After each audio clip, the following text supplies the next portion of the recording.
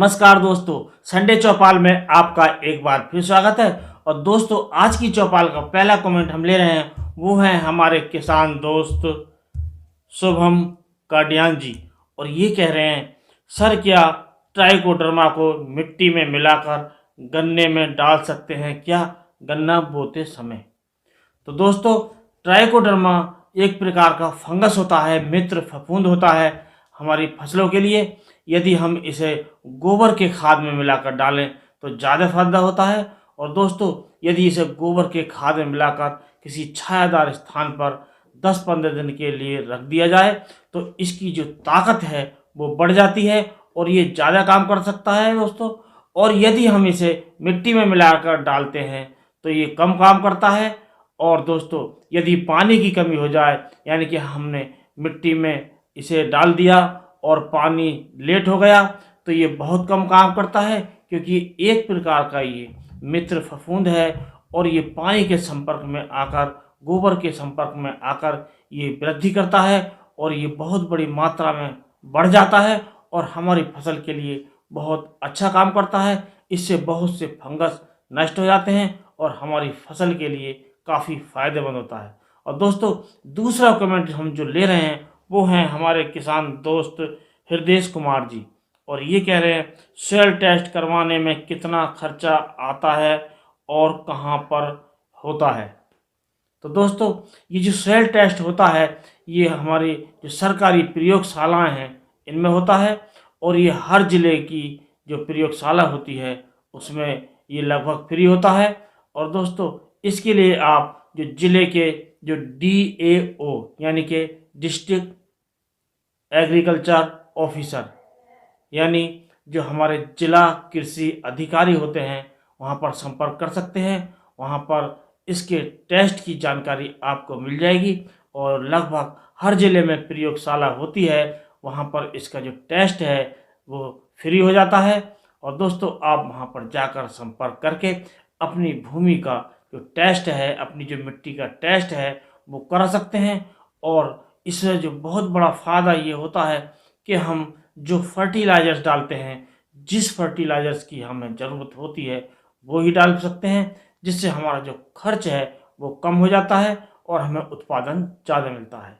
और दोस्तों, अगला कमेंट हम जो ले रहे हैं वो हैं हमारे किसान दोस्त पेरीमल बर्मान जी। ये कह रहे हैं, सर फटेरा आलू की खेतों में चलेगा? तो दोस्तों, ये जो फटेरा होता है ये गन्ने के खेत में अच्छा काम करता है, यानी कि जो गन्ने की फसल होती है उसमें इसके रिजल्ट अच्छे होते हैं। और ये धान में भी अच्छा यूज होता है इसका, लेकिन आलू में हमें इसका उपयोग नहीं करना चाहिए, क्योंकि दोस्तों इसका जो असर है वो काफ़ी लंबा होता है। और जब हम आलू की फसल में इसे डालेंगे, और आलू की जो फसल है वो शॉर्ट ड्यूरेशन की होती है और उसका जो जो जहरीला तत्व है वो हमारे आलू में जा सकता है और हमें इसका प्रयोग आलू में नहीं करना चाहिए। और दोस्तों, आलू में इसकी कोई आवश्यकता भी नहीं होती है। अगला कमेंट जो हम ले रहे हैं वो है हमारे किसान दोस्त जगदीप सिंह जी। ये कह रहे हैं, स्प्रे करने के बाद पानी देना जरूरी है क्या सर? दोस्तों, ये बात कर रहे हैं NPK 05234 की। क्या हम जब इसका स्प्रे करते हैं गेहूं की फसल पर तो हमें पानी देना ज़रूरी है? तो दोस्तों, आप कोई सा भी स्प्रे कीजिए तो उसमें जो हमारी भूमि होती है, जो हमारी मिट्टी होती है, उसमें नमी होना आवश्यक है। और दोस्तों, यदि नमी कमी है और तो आप स्प्रे के बाद हल्की सिंचाई अवश्य करें, क्योंकि स्प्रे करते समय नमी का होना आवश्यक है, तभी हमें अच्छे रिजल्ट मिलते हैं। और दोस्तों, ये नमी की कमी हमारे खेत में हो जाती है तो हमारे जो पौधों की पत्तियां हैं उन पर इसका साइड इफेक्ट दिख सकता है। तो दोस्तों, अगला कमेंट हम जो ले रहे हैं वो हैं हमारे किसान दोस्त विनोद यादव जी। और ये कह रहे हैं, GR से करना चाहिए या SC फॉर्म? तो दोस्तों, ये बात कर रहे हैं रिजेंट के बारे में कि इसका जो प्रयोग है हमें GR के रूप में स्प्रे करना चाहिए या SC फॉर्म में। तो दोस्तों, ये जो GR होता है, जो ग्रेनुल होता है, जो दानेदार रिजेंट होता है, ये होता है नीचे डालने के लिए, यानी कि जो ज़मीन में डालने के लिए होता है। और जो स्प्रे वाला होता है वो होता है एससी फॉर्म में।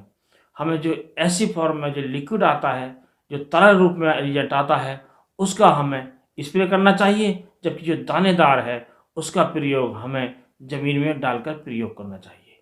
तो दोस्तों अगला कमेंट हम ले रहे हैं, वो है हमारे किसान दोस्त अखिल कुमार जी। पीएच मान कहाँ चेक करवाएं? तो दोस्तों पीएच मान भी वहीं पर चेक होता है जहाँ पर मिट्टी चेक होती है। आप दोस्तों मिट्टी का टेस्ट करवाइए, उसी के साथ जो आपकी रिपोर्ट आएगी, सारे जो फर्टिलाइजर्स होते हैं यानी कि जो पोषक तत्व होते हैं और जो माइक्रोन्यूट्रिएंट्स होते हैं, उसके साथ साथ जो रिपोर्ट आएगी उसमें पीएच मान का भी जिक्र होगा, उस पर लिखा होगा कि आपकी मिट्टी का पीएच मान क्या है। उसी के अनुसार आप अगला कदम उठाइए। तो दोस्तों अगला जो कमेंट है वो हमारे किसान दोस्त हैं श्रवण भारद्वाज जी, और ये कह रहे हैं मिट्टी की जांच कहाँ पर होगी? तो दोस्तों ये हम पहले बता चुके हैं कि आप अपने ज़िले के जिला कृषि अधिकारी से संपर्क कीजिए।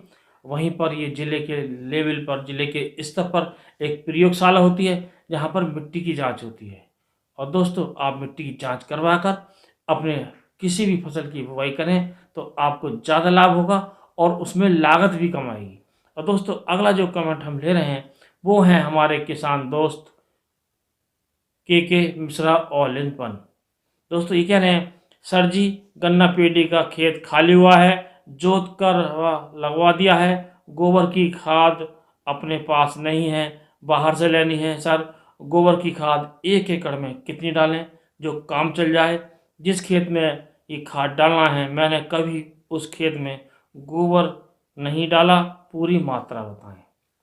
तो दोस्तों ये जो कह रहे हैं कि गोबर का खाद हमें पहली बार डाल रहे हैं, पहले इसमें गोबर का खाद नहीं डाला है और इन्होंने जो पेड़ी गन्ना खाली किया है और आप चाहें उसमें दोबारा गन्ने की फसल बोना चाहें या कोई दूसरी क्रॉप लगाना चाहें तो आपको गोबर के खाद का प्रयोग अवश्य करना चाहिए।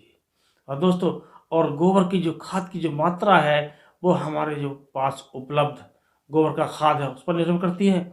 हम दोस्तों 100 से 120 कुंटल प्रति एकड़ प्रयोग कर लें तो हमारा ठीक ठाक काम हो जाता है और हम चाहें तो इसे ज़्यादा बढ़ाकर भी डाल सकते हैं, हमारा उपलब्ध है पास। तो हम इसे 200 कुंटल तक भी डाल दें तो कोई प्रॉब्लम नहीं है, क्योंकि दोस्तों ये जो गोबर का खाद है इसका कोई साइड इफ़ेक्ट नहीं होता है, ये कोई नुकसान नहीं देता है। हम ज़्यादा मात्रा में भी इसका प्रयोग कर सकते हैं यदि हमारे पास ये उपलब्ध है तब। तो दोस्तों गोबर के खाद के साथ साथ आप ये भी प्रयास कीजिए कि हरी खाद का भी प्रयोग कीजिए। जब आपको समय मिले, आपका खेत खाली हो, तो आप सनी, ढैंचा, लोबिया जैसी फसलें बोकर उसे मिट्टी पलटने वाले हल से पलट कर आप इसका जो हरी खाद अपने खेतों को दीजिए। इसका बहुत बड़ा लाभ होता है। हमारे खेत में, हमारी मिट्टी में कार्बन की मात्रा बढ़ जाती है, जिससे हमारी जो भूमि है उसकी उर्वरा शक्ति बनी रहती है और किसी भी प्रकार के पोषक तत्व, सूक्ष्म तत्व की ज़्यादा कमी नहीं हो पाती है। और दोस्तों अगला कमेंट हम जो ले रहे हैं वो है हमारे किसान दोस्त सक्सेस क्वेटो। सर गन्ना पेड़ी फुटाव में इथीफॉन 39% को गन्ने की जड़ों पर स्प्रे करें तो फुटाव कैसा होगा और इसकी मात्रा कितनी लेनी चाहिए? यूरिया खाद में भी मिला सकते हैं, क्या नुकसान तो नहीं होगा? इस पर जानकारी दें और वीडियो बनाएं। तो दोस्तों ये बात कर रहे हैं जो इथीफॉन 39% ऐसा लाता है कि इसका जो प्रयोग है हम पेडी गन्ने में दे सकते हैं। तो दोस्तों आप पेडी गन्ने में भी इसका इस्तेमाल कर सकते हैं। इससे आपका जो कल्ले हैं उनकी संख्या बढ़ जाती है और गन्ना अच्छे से विकास करने लगता है। और दोस्तों इसकी जो मात्रा है वो 100 ml प्रति एकड़ के हिसाब से 150 लीटर पानी में लेकर आप स्प्रे कर सकते हैं। और दोस्तों अब बात आती है कि हम इसे यूरिया में मिलाकर या मिट्टी में मिलाकर अपने जो गन्ने की जड़ों में इसका प्रयोग कर सकते हैं। तो दोस्तों आप बिल्कुल कर सकते हैं, लेकिन आपको इसकी डोज है, जो मात्रा है, आपको 2 गुनी करनी पड़ेगी। आप 200 ml कम से कम लीजिए और उसका यूरिया मिलाकर उसका आप बरकिए यानी कि छिड़किए, उसके बाद सिंचाई कीजिए तो आपको इसके अच्छे रिजल्ट मिलते हैं। और दोस्तों अगला कमेंट हम ले रहे हैं, वो है हमारे किसान दोस्त जट साहब। डॉक्टर साहब, अगर हम गन्ना बोने में ह्यूमिक एसिड डाल रहे हैं तो क्या गन्ना बोने से पहले manganese, boron, zinc, ferrous, micronutrients ये भी डालने चाहिए? प्लीज़ बताएं। तो दोस्तों ये जो सब निर्भर करता है वो करता है मिट्टी की जांच पर। यदि हम अपनी मिट्टी की जांच करा लेते हैं, जो भी पोषक तत्व, जो भी माइक्रोन्यूट्रिएंट्स कम मात्रा में पाए गए हों उनका हमें प्रयोग करना चाहिए। और ये जो बता रहे हैं कि ये हम प्रयोग कर लें, ये आप सारे तत्व यदि प्रयोग कर लेते हैं तो हमारी फसल में किसी भी प्रकार के सूक्ष्म तत्व की कमी नहीं आ पाएगी, जिसका परिणाम होगा कि हमें जो गन्ने का जो उत्पादन मिलेगा, हमारी जो फसल का जो उत्पादन मिलेगा वो बम्पर मिलेगा और ज़्यादा मिलेगा। दोस्तों आज के वीडियो में बस इतना ही। यदि वीडियो पसंद आया हो तो आप वीडियो को लाइक कीजिए, दोस्तों में शेयर कीजिए और चैनल पर इसी प्रकार के वीडियो देखने के लिए चैनल को सब्सक्राइब कीजिए और जो नीचे बेल आइकन का बटन है उसे भी प्रेस कर लें, क्योंकि दोस्तों ऐसा करने से जो आप हमारे वीडियो लगातार देख सकेंगे, क्योंकि आपका बेल आइकन का जो प्रेस करना है वो आपको वीडियो समय पर देना है। जब हम वीडियो अपलोड करेंगे तो आपको इसकी सूचना तुरंत मिल जाएगी। तो दोस्तों इसके साथ इस वीडियो करते हैं समाप्त। नमस्कार।